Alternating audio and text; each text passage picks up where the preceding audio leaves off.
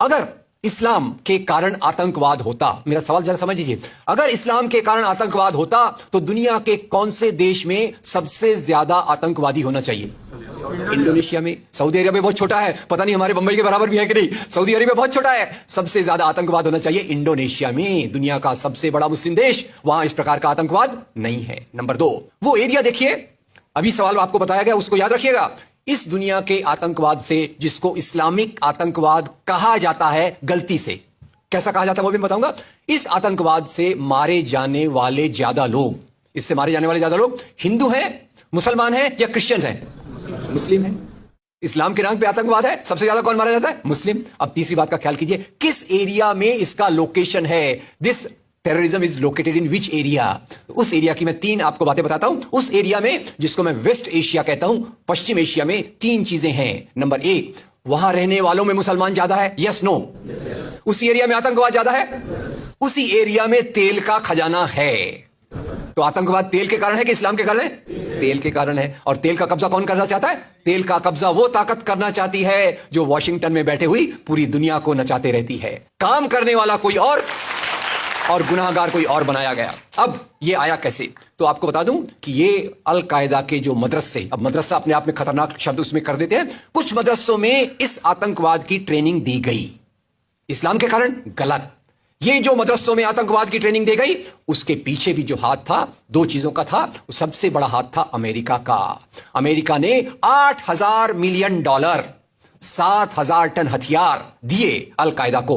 उनका brain wash किया गया। इस्लाम के जो 2 महत्वपूर्ण शब्द हैं, माफ कीजिएगा अगर मैं कुछ गलत कहूं, मैं इस्लाम का स्कॉलर नहीं हूं, समझने की कोशिश करता हूं, कुछ मैंने गलत कहा तो उसमें माफ कर दीजिएगा। तो 2 शब्दों को उन्होंने बदल दिया। एक शब्द था जिहाद। जिहाद तो जो है जिहाद अकबर, जिहाद असगर। जहां तक मेरी समझ है, जिहाद अकबर का मतलब होता है अपनी बुराइयों के खिलाफ लड़ना। जिहाद असगर का मतलब होता है समाज की बुराइयों के खिलाफ संघर्ष करना। तो इस जिहाद शब्द का मतलब बदलकर कर दिया गया कि जो भी व्यक्ति आपसे असहमत है, जो भी व्यक्ति को, किसी को पहले काफिर लेबल करो। अब काफिर का भी एक बहुत अलग मतलब है, I won't go to the details of that. तो काफिर किसी को बोलो, उसको मारो, तो उसको जिहाद के नाम दिया गया। और ये ट्रेनिंग उन मदरसाओं में हुई जिसको अमेरिका ने पैसा दिया, अमेरिका ने सिलेबस भी दिया। और तो और मेरी समझ है, मदरसों में कुरान की ट्रेनिंग देते हैं। वो कैसे होना चाहिए वो आपके बीच में चर्चा का मुद्दा है, पर यहां जो ट्रेनिंग दी गई उसका सिलेबस वॉशिंगटन में बनाया गया। और खैर, ये क्यों बनाया गया उसके पीछे मैं पहले बहुत कोशिश करके, मेहनत करके लोगों को बोलता था ये अल कायदा इसके लिए बनाया गया। बाद में मेरे हाथ में एक बहुत अच्छी चीज आई। अब यूट्यूब में कई चीजें बहुत अच्छी है, कई चीजें खराब हैं। यूट्यूब के कारण हमारे कई नौजवान भटक भी रहे हैं, पर यूट्यूब की कुछ अच्छी चीजें आपको बताता हूं। यूट्यूब में आप सर्च कीजिएगा 3 शब्दों को, हिलरी क्लिंटन अल कायदा अमेरिका।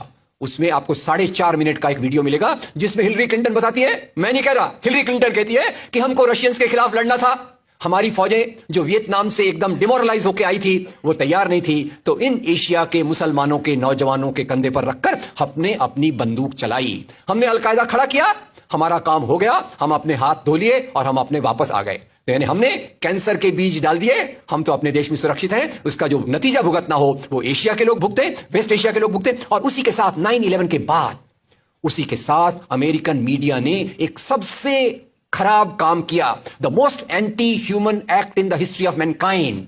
मैं पूरी जिम्मेदारी से यह शब्द कह रहा हूं। क्या किया था अमेरिकन मीडिया ने? अमेरिकन मीडिया ने धर्म को आतंकवाद से जोड़ दिया।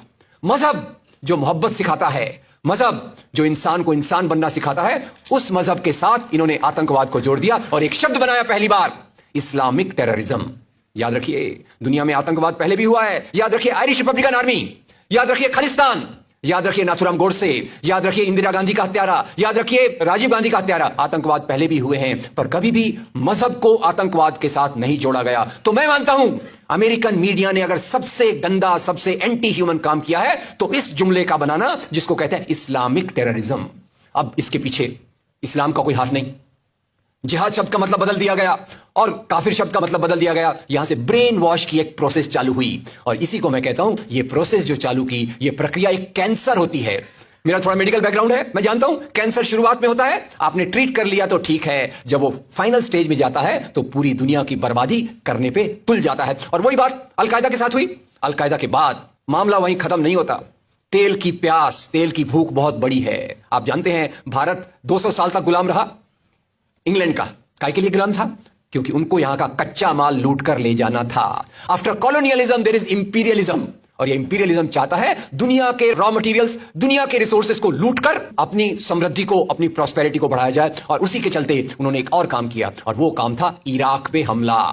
अभी ब्रेक्सिट, अभी वो कौन सी रिपोर्ट आई है, मैं नाम भूल गया उसका, जिसमें ब्रिटेन के प्रधानमंत्री जो थे उनको एक गिल्टी करार हो रहा है।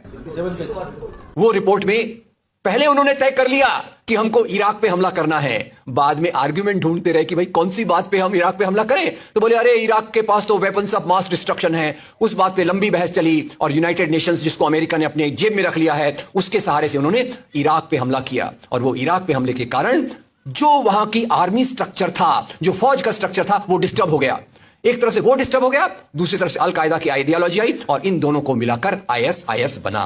काम है इस्लाम का नाम, इस्लाम के नाम पर जो काम हो रहा है वो वास्तव में it is a design of imperialist powers to control on the oil resources of the world. इससे गंदी बात दुनिया में कोई नहीं हो सकती कि मजहब के नाम पर एक पॉलिटिक्स, मजहब के नाम पे आर्थिक समस्याओं को अमेरिका हल करने की कोशिश कर रहा है।